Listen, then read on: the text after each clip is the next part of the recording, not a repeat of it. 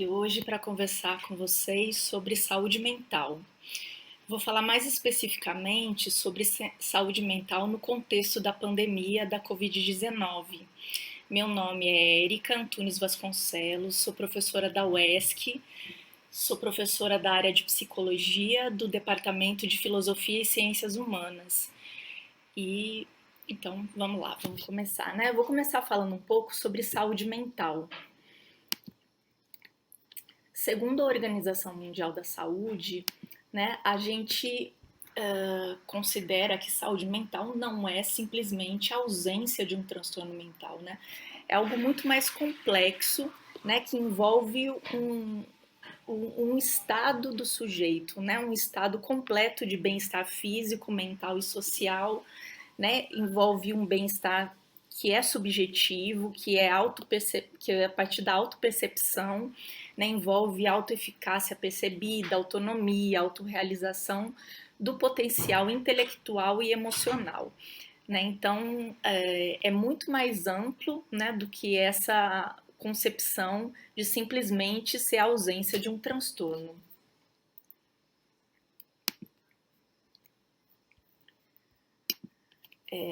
Então, para a gente compreender a saúde mental, né, é necessário a gente ter um conhecimento sobre o funcionamento psíquico, né, sobre as questões psicológicas, né, sobre o psiquismo dos indivíduos, as interações com fatores ambientais, né, como o ambiente interfere nos processos mentais, e uma compreensão também da questão cultural, né, que é muito importante.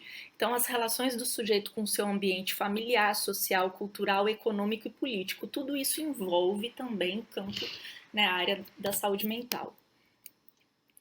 Basicamente, a gente vai começar falando sobre depressão e ansiedade. Em relação ao sofrimento psíquico, né?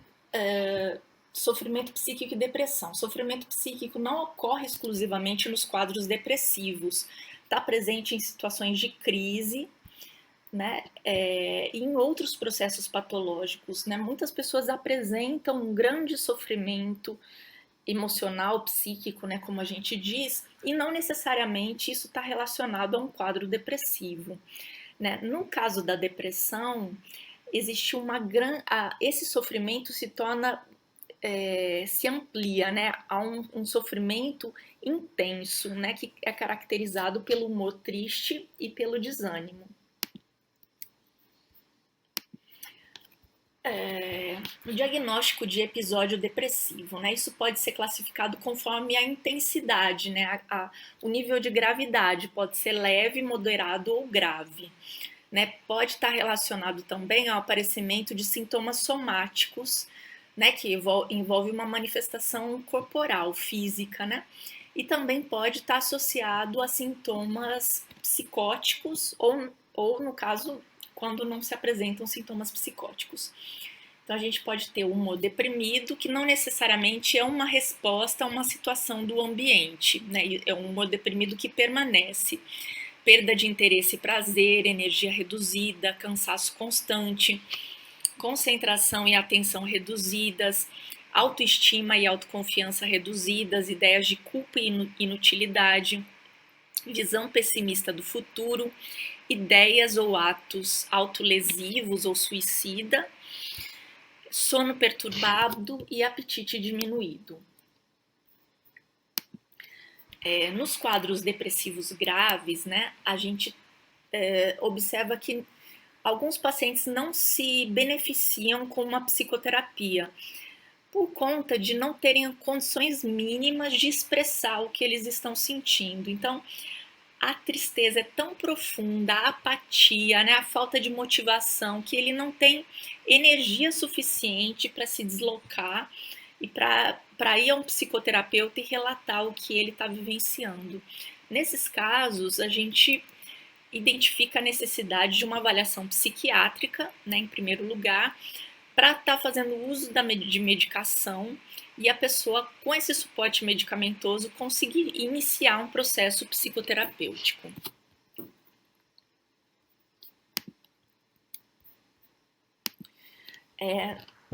Vamos falar um pouco agora de ansiedade, né, que se expressa como um sentimento humano frente a situações novas e desconhecidas. Então, a gente entende que a ansiedade está presente na vida de todas as pessoas, no cotidiano mesmo. Né? São várias as situações em que a gente vivencia que desencadeiam a ansiedade.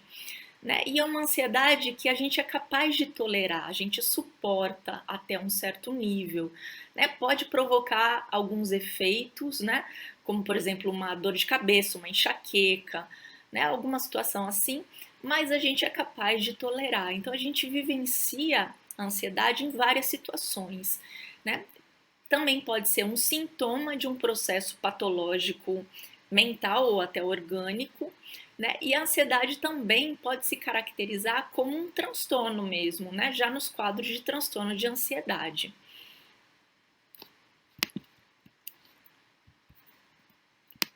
Ela está associada às mudanças naturais do desenvolvimento humano em todas as fases da vida, mas também é um sinal de alerta. Ela é um sinal de alerta percebido diante de uma ameaça iminente. É uma ameaça que pode ser interna ou externa, né? Pode partir dos próprios pensamentos e sentimentos da pessoa essa ameaça, né? E ela pode ser uma ameaça real mesmo ou não, uma ameaça que pode ser imaginária, né? Criada pelo próprio sujeito, mas aquilo é algo que gera intensa ansiedade, mesmo que as pessoas não compreendam isso.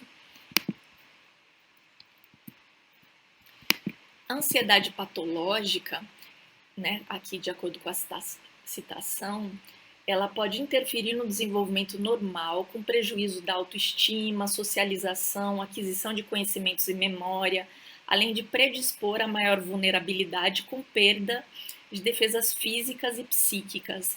Né? Muitas vezes paralisa o indivíduo, né? Ele não consegue agir de uma maneira equilibrada, né? Ele começa a ter um comportamento caótico, né? Ele se perde, se desorganiza, né? Dependendo do nível de ansiedade que ele sente. Né? Isso gera dificuldade de adaptação às situações, né? E ao próprio ambiente.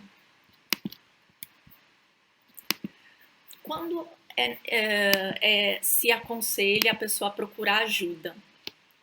Né, quando o desconforto e o sofrimento psíquico extrapolam a capacidade que o indivíduo tem de suportar. Né, isso mostra que ele está precisando de ajuda profissional.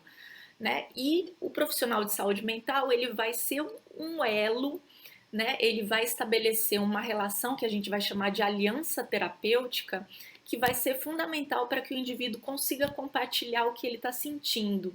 Né? Então, expressar a sua subjetividade, falar de si próprio, falar dos seus sentimentos, dos seus conflitos. Então, compartilhar isso, a sua vida, a sua intimidade com um profissional. Né? É preciso existir uma relação de confiança. Mais especificamente na situação de pandemia, né? Na pandemia da Covid-19 e o consequente isolamento social, a gente tem uma relação entre o sofrimento psíquico e cultura que deve ser considerada, né? Porque às vezes existem comparação entre os países, né? Em relação a vários aspectos. E o que é um grande sofrimento para determinado grupo sociocultural pode não ser para outro. Para nós brasileiros, a questão do isolamento social é muito difícil. Né? Então, não estar em contato fisicamente próximo às pessoas pode ser muito difícil. Isso pode ser caracterizado como um distanciamento afetivo, né? Que pode provocar solidão, que pode provocar um desconforto muito grande. Isso pode desencadear esse sofrimento psíquico.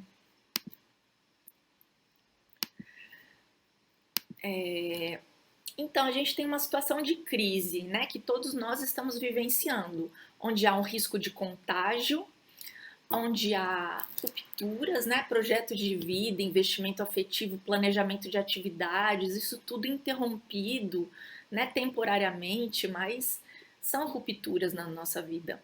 Alterações significativas na rotina, sobrecarga de funções, né, muitas pessoas com tarefas domésticas e profissionais para serem realizadas ao mesmo tempo, permanência prolongada em ambiente familiar, em ambiente domiciliar, redução da produtividade, tal como algumas pessoas sentem, redução das atividades de lazer em ambiente social, afastamento afetivo, possibilidade de perdas financeiras, constatação da própria vulnerabilidade ao adoecimento e preocupação com a saúde de familiares e amigos. Todas essas são as situações que, de alguma forma ou de outra, nós estamos vivenciando.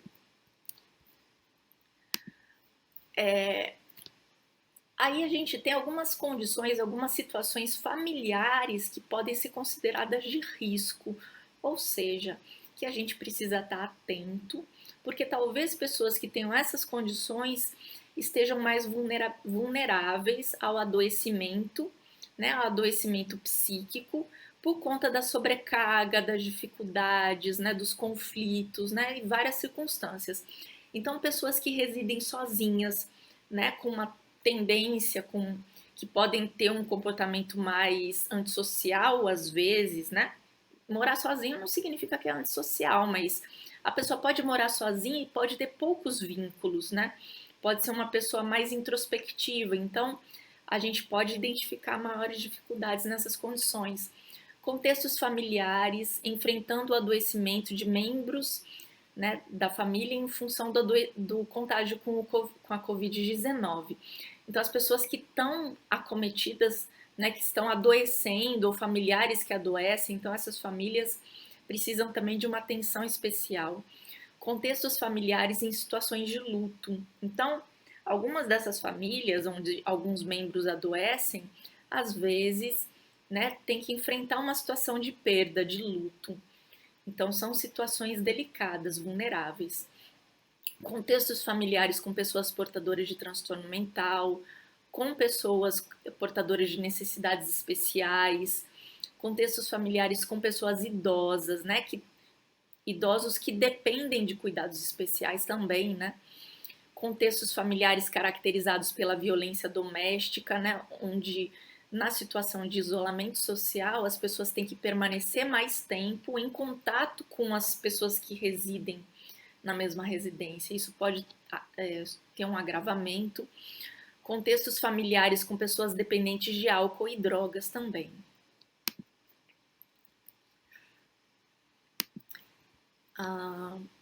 As reações esperadas, né? A própria Fiocruz lançou a publicação, né, de algumas recomendações, né, com relação à atenção psicossocial e à saúde mental, né?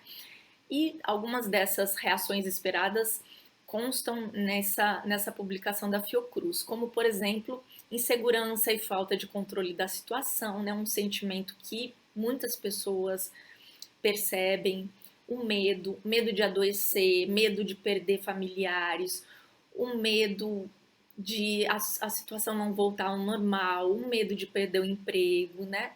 Então, isso tudo está muito relacionado a uma situação de insegurança, confusão, né? Se sentir confuso, perdido, letargia, né? Se sentir lento, devagar, né?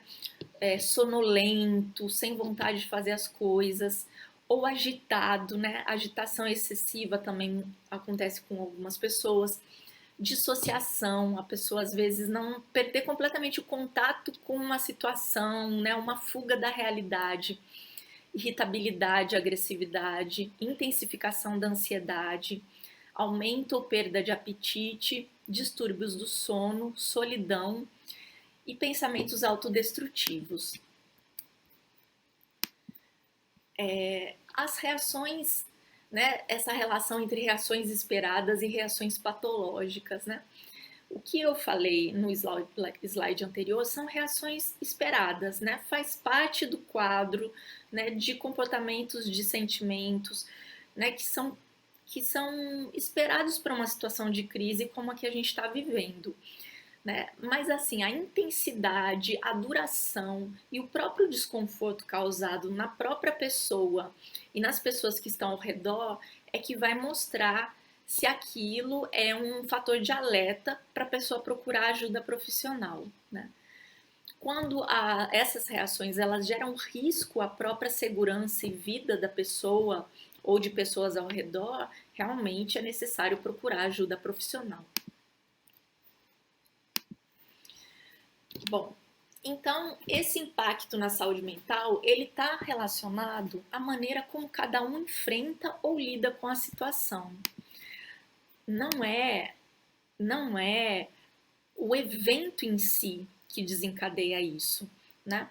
Ele pode desencadear em algumas pessoas, em outras não. Então, a gente entende que não é a pandemia, não é a Covid-19, não é o isolamento. É como cada um lida com essa situação, como cada um vai articular as suas próprias estratégias para conseguir lidar com isso. Lidar de uma maneira conflituosa, difícil, ou lidar de uma maneira equilibrada, né? Que consegue ficar bem, passar por esse período nas melhores condições possíveis. Esse impacto também está relacionado às condições de vida, né, das pessoas e dos grupos, né? Porque as condições socioeconômicas elas podem favorecer ou dificultar esse processo de adaptação. Né? As condições de moradia, o acesso ao serviço de saúde, a estrutura e dinâmica familiar, a rede social de apoio são fatores muito importantes para a gente entender o impacto da situação que a gente está vivendo na saúde mental. Bom, as recomendações, né, ainda falando dessas recomendações referentes à saúde mental. Cuidar de si próprio, né, e de sua rede socioafetiva, manter contato constante com rede socioafetiva, buscando apoio quando necessário, fazer com que seu espaço residencial, né, sua casa, seu lar, se torne um ambiente o mais agradável possível, né, para você, para o seu próprio conforto, para o seu próprio bem-estar durante esse tempo que você vai permanecer, né, de maneira prolongada.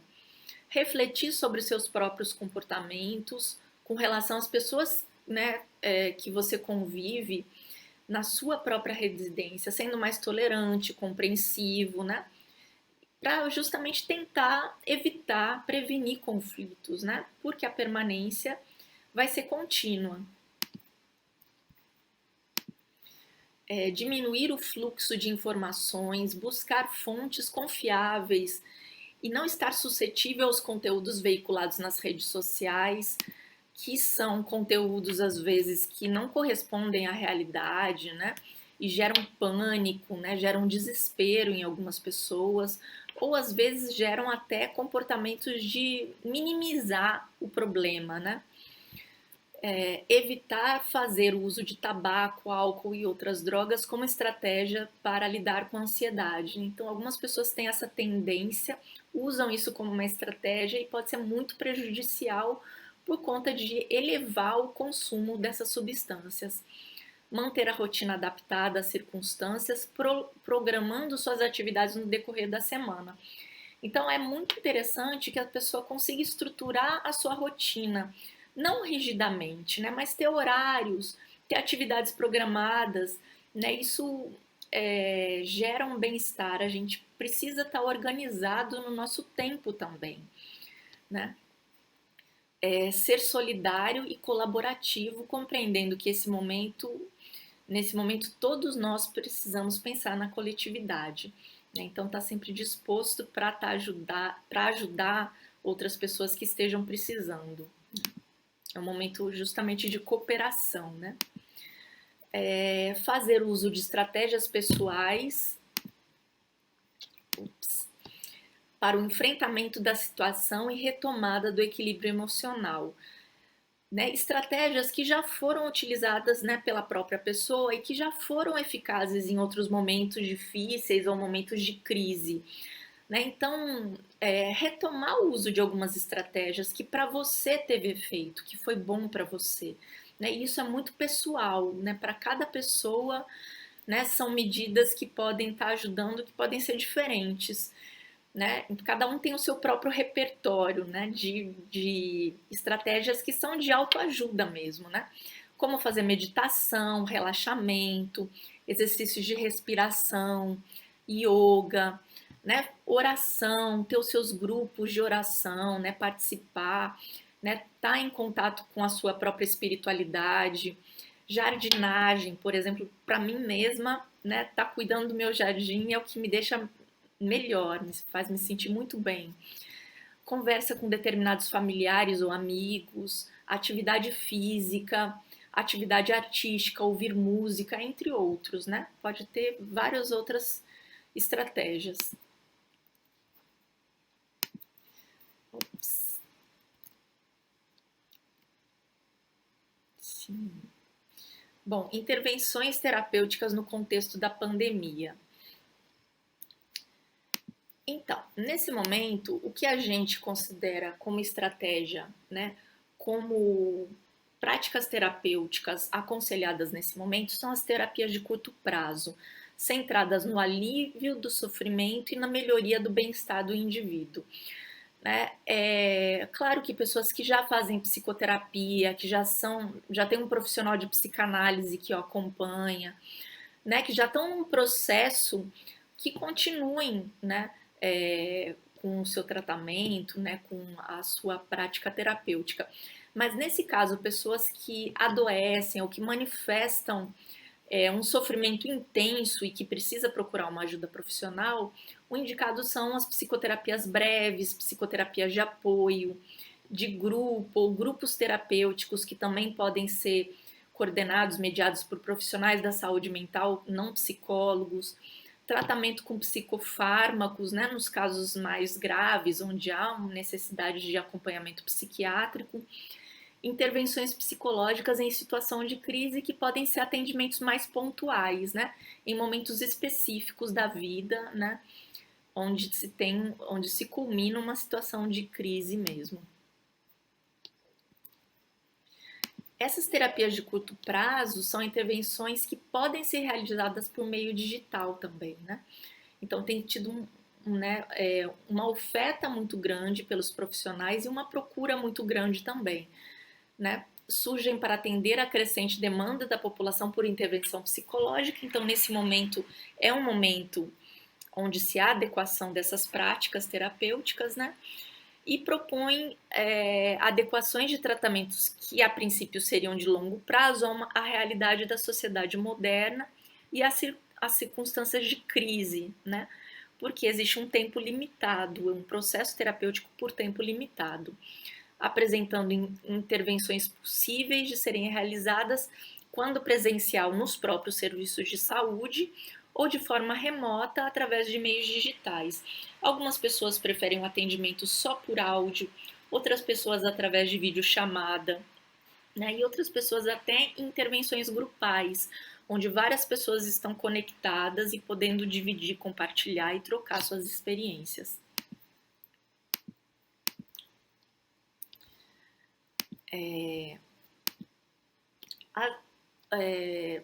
Falando dos fins terapêuticos, na perspectiva das intervenções psicológicas de curto prazo, existe uma limitação dos objetivos terapêuticos, que esses giram em torno das necessidades imediatas do indivíduo, né? O que a gente fala que existe uma perspectiva focal, né? Então a gente trabalha com as circunstâncias que estão sendo ativadas no momento, né? Com o sofrimento que a pessoa apresenta naquele momento. Existe a superação dos conflitos e dos problemas atuais da realidade do indivíduo, se propõe um enfrentamento mais adequado de determinadas situações conflitivas e a recuperação da capacidade de autodesenvolvimento. As intervenções, né, destinadas ao apoio psicológico, né, esse suporte psicológico que às vezes a pessoa precisa, que é bem momentâneo, né, são atendimentos que podem ser agendados conforme a necessidade e disponibilidade do indivíduo, né, tem um tempo limitado, ou pode ser através de plantão psicológico, né, que até algumas universidades me parece que estão dispondo, né, desse serviço de plantões psicológicos, quando a pessoa identifica que está num momento de crise, né, está se sentindo mal, e aí ela recorre a um atendimento como esse, né? A postura continente e acolhedora, né, do profissional da saúde mental tem que ser uma postura mesmo de escuta, de acolhimento, onde ele vai fazer a contenção, né? Ele vai acolher as angústias e ansiedades, né, da pessoa que ele está atendendo, vai ter a contenção de conteúdos destrutivos e da própria hostilidade que pode estar sendo colocada ali também, né? A raiva, a revolta, né? A sentimentos assim que podem ser até destrutivos, e a compreensão dos conflitos, entender o que o indivíduo está passando, né, naquele determinado momento. Bom, para finalizar, considero como bastante importante a gente ter essa fase, né, esse momento da nossa vida, né, como um momento para ressignificação e reinvenção do próprio viver, né? A gente poder reorganizar os modos de vida, de novas possibilidades de convivência com a doença, né? E com as consequências diretas, né, da Covid, consequências que podem ser, na verdade, diretas ou indiretas, né? E que a gente sente como ameaças. É um momento de rever valores, rever estratégias de convivência, né, de buscar equilíbrio, de buscar bem-estar e de reafirmar principalmente o valor dos laços afetivos. É um momento mesmo para a gente poder refletir, para que o pós-pandemia, né, a gente possa vivenciar de uma maneira menos sofrida, com menos sequelas, com menos consequências na nossa vida emocional. Bom, aproveitando, né, a apresentação, quero agradecer ao convite por poder estar aqui com vocês, né, e falar do meu projeto de extensão na UESC, que é o Espaço Psi, e dizer que a gente está assim, se engajando na participação com outros colaboradores, né, para oferecer propostas terapêuticas também, né? E no caso, se alguém tiver interesse em entrar em contato comigo, né, tanto para saber questões relacionadas ao projeto ou à apresentação de hoje, ou mesmo tirar dúvidas, né, saber de alguma coisa, acrescentar alguma coisa a mais a respeito da saúde mental, vocês podem estar entrando em contato comigo através desse e-mail, espacopsiuesc@gmail.com, tá? Eu vou ter muito prazer em recebê-los, né, em acolher as dúvidas e poder dar a atenção necessária, tá? Muito obrigada, então, por estarem aqui, né, pela escuta, e a gente se vê em qualquer momento. Obrigada. Tchau.